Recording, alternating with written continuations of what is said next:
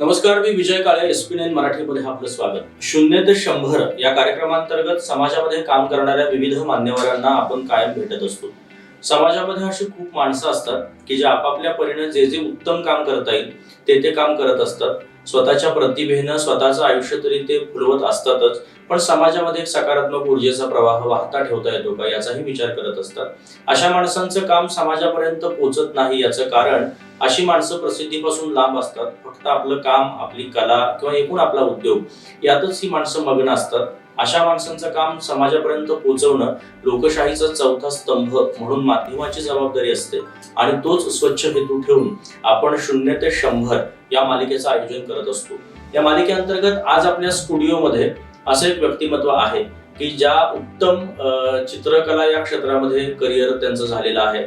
Landscape designer आहेत आणि महत्वाचं म्हणजे व्यावसायिक कलाकार आपण खूप बघतो, पण व्यावसायिक कलाकारांनी सोशल मीडियाचा आधार घेऊन स्वतःचं आयुष्य मोठं करता येतं का? तर या प्रश्नाचं उत्तर होय, मोठं करता येतं. म्हणजे एका बाजूला कलाकारांना न्याय मिळत नाही अशी एक विचारधारा आहे, तर दुसऱ्या बाजूला मी जर व्यावसायिक कलाकार असेल तर मला समाजासमोर व्यक्त होण्यासाठी जी माध्यमं आहेत ती सगळी माध्यमं वापरून मी मोठी होईल असा एक उत्कृष्ट आशावाद, असा एक विचार समाजामध्ये प्रवाही ठेवणाऱ्या स्मिता धीरज पाटील आज आपल्या स्टुडिओमध्ये आहेत. मॅडम, मी सुरुवातीला स्टुडिओ तुमचं मनापासून स्वागत करतो. मला तुम्हाला असं विचारायचं आहे की चित्रकलेची आवड ही सुरुवातीपासून होती का आता कुठल्या एका वळणावर आल्यावर वाटलं की मी चित्रकला या क्षेत्रात करिअर करू शकतो? नाही, मी खूप आधीपासून पेंटिंग्स वगैरे करते. ऍक्च्युली माझं शिक्षण झालंय कॉमर्स साईड आणि मी जवळजवळ 6वी-7वी पासून पेंटिंग्स म्युरल्स वगैरे याच्यामध्ये होते. बऱ्याच प्रकारचे कोर्सेस पण केले त्याच्यामध्ये. बरोबर. व्यावसायिक कलाकार म्हणून जेव्हा तुम्ही कोल्हापूरमध्ये काम करता किंवा संबंध महाराष्ट्रभर सध्या तुम्ही पोहोचलेले आहात, तर मला वाटतं की कोल्हापुरात तुम्ही पहिल्या महिलात की तुमची स्वतःची वेबसाईट आहे, तर हे कसं सुचलं की स्वतःची वेबसाईट काढावी या अर्थाने? ऍक्च्युली बऱ्याचदा काय होतं की बरेच आर्टिस्ट असतात की त्यांना आपली कला लोकांपर्यंत पोहोचवायची असते, पण ती ठराविक एका गावातच राहते. तर कोल्हापूर सारख्या शहरामध्ये असे काही लोक मला भेटत गेले की ज्यांनी मला सुचवलं की आपण असं करूया, वेबसाईट केली की तुला जगभरात लोकांना बघता येईल वेबसाईट आणि त्या थ्रू लोक तुझ्यापर्यंत पोहोचू शकतील. तर त्या ह्याच्यातून मी वेबसाईटची संकल्पना राबवली किंवा हे केलं. तुम्ही लँडस्केप डिझायनर सुद्धा आहात, त्या क्षेत्राला सध्या काय संधी? ऍक्च्युली आता लँडस्केप डिझायनर तर आहेच, त्याशिवाय मी गार्डन कोर्स केला युनिव्हर्सिटीचा आणि कोल्हापूरमधील जो गार्डन्स क्लब आहे त्यांच्या थ्रू मी हा कोर्स केला होता. आणि आम्ही लोक काय करतो की आता सध्या गरजेचं काय आहे की आपली देशी झाडं लावणं खूप महत्वाचं आहे. बरेच लँडस्केप डिझायनर्स आहेत जे लँडस्केप डिझाईन करतात किंवा गार्डन डेव्हलप करून देतात. मी स्वतःला लँडस्केप डिझायनर नाही म्हणणार, मी गार्डन डेव्हलपर आहे. जेणेकरून तुम्ही अशी झाडं लावली पाहिजेत घराच्या भोवतीनं किंवा घरामध्ये की ज्यांना फुलपाखरं आकर्षित होतील. नेचरचं एक चक्र आहे निसर्गाचं, ते ह्याशिवाय कम्प्लीट होत नाही. तर अशी झाडं लावल्यामुळं आपल्या पर्यावरणाला खूप चांगलं काय म्हणता येईल, पर्यावरणाला आपण खूप चांगली मदत करू शकतो त्या ह्याच्यातून. मला तुम्हाला असं विचारायचं आहे की जेव्हा तुम्ही देशी झाडं लावली पाहिजेत असं म्हणता, तर अलीकडच्या काळामध्ये असा काही मतप्रवाह तुम्हाला दिसतो का की जो देशी झाडं लावण्यासाठी इच्छुक आहे? हा, बरेच जण लोक आहेत. म्हणजे आता कसं आहे, आपण फेसबुकवर किंवा बऱ्याच सोशल मीडियावर बघत असतो की मी कुठली झाडं लावू, काय करू शकतो.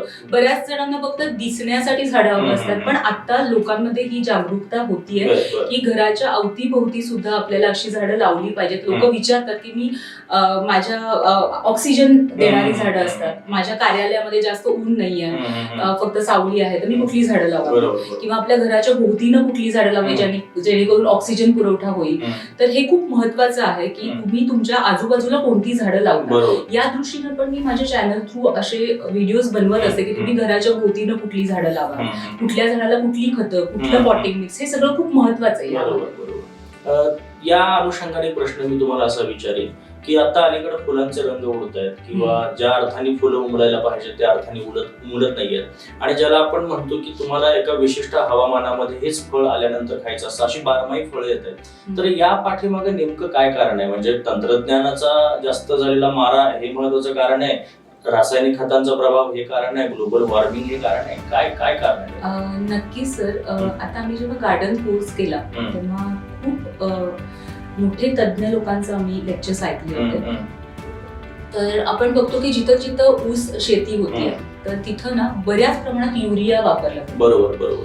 आणि लोक काय करतात, जातात खताच्या दुकानात, विचारतात मला असं एवढं शेत आहे आणि मला एवढा, मग किती घेऊ युरिया, मग तो खत देणारा सांगतो की एवढी पोती घ्या.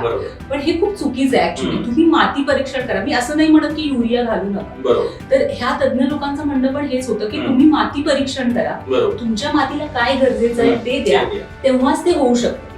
तुमच्या मातीला जी कमतरता आहे तीच तुम्ही दिली गेली पाहिजे. आता असं झालंय की पक्ष्यांच्या हाडामध्ये आणि आईच्या दुधामध्ये युरिया मिळाला, तर ही खूप अवघड सिच्युएशन आहे. आमच्या गार्डन्स क्लबच्या बऱ्याच महिला आहेत जे घरात आपली ऑर्गॅनिक भाजीपाला उत्पादन करतात. अगदी अननस पासून ड्रॅगन फ्रूट पर्यंत घरात लावलेलं आहे त्यांनी, आणि ते इतकं खरोखर आपण स्वतः करणं आणि खाणं हे खूप त्याचं एक हेच वेगळं असतं. कोल्हापूरची माती तशी बघता कलेची माती आहे. म्हणजे इथं कलेचा जन्म होतो, कलेचे उपासक इथं जन्माला येतात, कलेला दाद सुद्धा इथूनच मिळते. तर इथल्या कलाकारांना संधी मिळण्यासाठी सुद्धा अनेक व्यासपीठं तुम्ही तयार केली होती, त्याचं स्वरूप काय होतं? हा, ऍक्च्युली मी काय केलं होतं, म्हणजे जी कोविड सिच्युएशन होती त्यावेळेला मी आपल्या पेपरमध्ये सुद्धा मी एक बातमी दिली होती की मी असं वेबसाईट मी करते आहे आणि कुणाला जर इंटरेस्ट असतील तर त्यांनी मला कॉन्टॅक्ट करावा. तर बऱ्याच आर्टिस्टनी कॉन्टॅक्ट केला होता. आता सध्या पेंटिंग्स, म्युरल्स वगैरे मी स्वतःच्या ह्याच्यातूनच करते. पण ज्या लोकांना खरोखर इच्छा आहे की त्यांचे पेंटिंग्स विकले जावेत किंवा द्यायचे आहेत, ते त्यांचे सुद्धा पेंटिंग्स मी वेबसाईटवर घ्यायचं ठरवलं. शिवाय मी क्लासेस पण घेते. तर माझ्या क्लासेसला आलेल्या मुली सुद्धा ते सेल आउट करून परत शिकतात पेंटिंग्स वगैरे. तर तो एक आनंद वेगळाच आहे. कोल्हापुरात अशी भिंत आहे की जी सगळ्यात मोठी आहे, ते जरा मला तरी ऐकायला जास्त आवडतं. हो, कोल्हापूरमध्ये मॉडर्न होमिओपॅथी क्लिनिक आहे डॉक्टर विजयकुमार माने सरांचा. तर तो प्रोजेक्ट माझा होता. तर तिथं C4X कार्विंगची एक भिंत आपण केलेली आहे, हँड कार्विंग आहे. तर ते कार्विंग 24 फीट आहे. कोल्हापूर मधलं ते सगळ्यात मोठं आहे हँड कार्विंग. आणि इथं बरेचसे बाकीचे पेंटिंग्स वगैरे पण दिले होते. तर ह्या पाठींचं एक मी तुम्हाला हे सांगते छोटंसं, की जेव्हा हे होत आलं होतं, म्हणजे अजून त्याचं एक 20-30% काम बाकी होतं. तर ते मी जेव्हा कार्विंग करत होते, मला सरांनी सांगितलं मॅडम हे काढा, मला काय आवडलं नाही. सर थोडं थांबा, मी पूर्ण ते करते आणि तुम्हाला जर वाटलं ह्यानंतर पण की हे नाही मला नाही आवडलं तर मी काढेन. मग ते केल्यानंतर पूर्ण सरांचा मला स्वतः फोन आला की मॅडम खरोखर खूप छान झालंय. आणि तिथे बरेच इंटरव्ह्यू साठी वगैरे जे लोक येतात ते तिथे उभा राहून फोटोज वगैरे काढून घेतात. महापूर आणि करोना तसा हात घालून ही दोन संकट आली.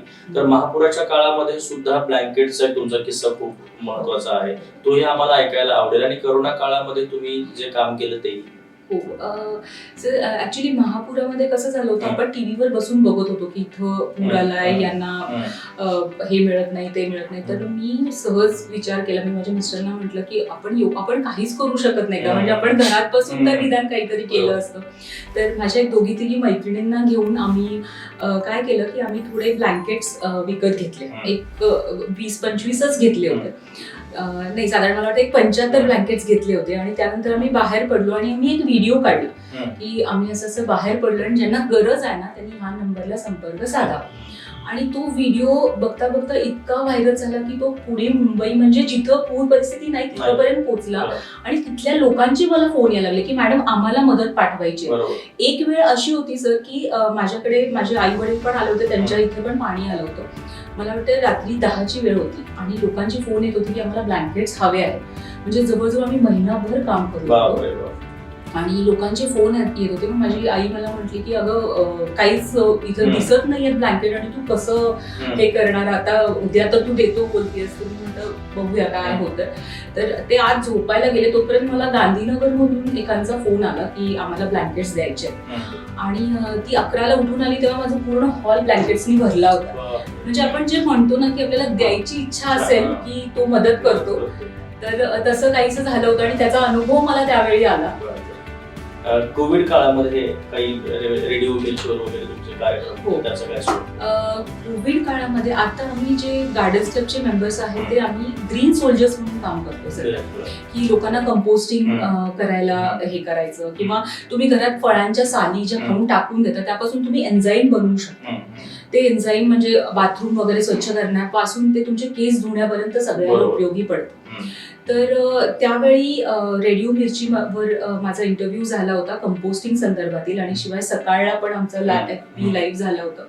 तर त्यावेळी आम्ही घरच्या घरी तुम्ही कंपोस्टिंग कसं करू शकता, त्याशिवाय गणेश उत्सव बरेच दिवस आपण बाहेर साजरा करत होतो, तर ते तुम्ही प्रदूषण तुम्ही काय करतो आपण नदीत वाहतो, तर ते तसं करू नका. घरच्या घरी कंपोस्ट तयार करा.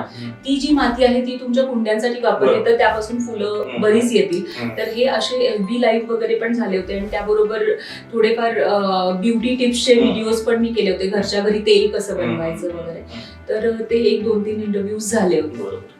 आज आपल्या स्टुडिओमध्ये स्मिता पाटील होत्या की ज्यांनी स्वतःच्या परीने जे जे काम समाजासाठी करता येईल ते केल्यास, पण व्यावसायिक दृष्ट्या कलाकार म्हणून सोशल मीडियाचा वापर करून सुद्धा स्वतःला मोठं करता येतं, स्वतःचा अवकाश अधिक व्यापक करता येतो. आपण जसे म्हणतो की सीमेवर लढणारे सैनिक खूप महत्वाचे असतात, ते महत्वाचे असतातच, त्याबद्दल वाद असण्याचं काही कारण नाही. पण पर्यावरणाचे रक्षण करणारे सैनिक सुद्धा देशात जे काम करतात ते अत्यंत महत्वाचे असतात. आपल्या अवतीभोवतीच सगळं असतं, म्हणजे आपल्या देशी वनस्पतींमध्ये असेल किंवा एकूणच आपल्या संस्कृतीमध्ये सगळी मूल्य लपलेली आहेत. विनाकारण कुठल्या तरी भ्रामक कल्पनांना बळी पडून जे आपल्या ठाई आहे ते आपण सोडतो. म्हणजे तुझं आहे तुझं पाशी बरी जागा चुकलाशी, असं जे पुलं म्हणाले होते, त्या पद्धतीची अवस्था कदाचित आपली सगळ्यांची झालेली आहे काय, असा प्रश्न पडावा अशा अर्थाने त्यांनी स्वतःचे विचार मांडले. मॅडम, आपण स्टुडिओमध्ये आलात, आमच्याशी गप्पा मारल्यात, त्याबद्दल तुम्हाला धन्यवाद देतो. येत्या काळामध्ये तुमचं जे काम आहे ते अत्यंत कलेच्या क्षेत्रातलं काम महत्वाचं आहेच आहे, कारण जशी स्त्री संसारात रंग भरते तशी तिला कलेत सुद्धा चित्रकलेत रंग भरावे लागतातच. पण तुमचं काम सगळ्यात महत्वाचं माध्यमाच्या दृष्टीने आम्हाला काय वाटत असेल तर पर्यावरणासंदर्भात तुम्ही जी भूमिका घेता ती अत्यंत सजग आणि सकारात्मक भूमिका आहे. ही भूमिका संबंध देशभर पोहोचावी आणि व्यापक पर्यावरणाची साक्षरता ज्याला आपण म्हणतो ती सगळ्यांना समजावी ही अपेक्षा आणि शुभेच्छा तुम्हाला देतो. अशाच व्यक्तिमत्वांसह आपण भेटत राहणार आहोत. तोपर्यंत तुम्ही पाहत राहा SP9 Marathi, your time your news. धन्यवाद.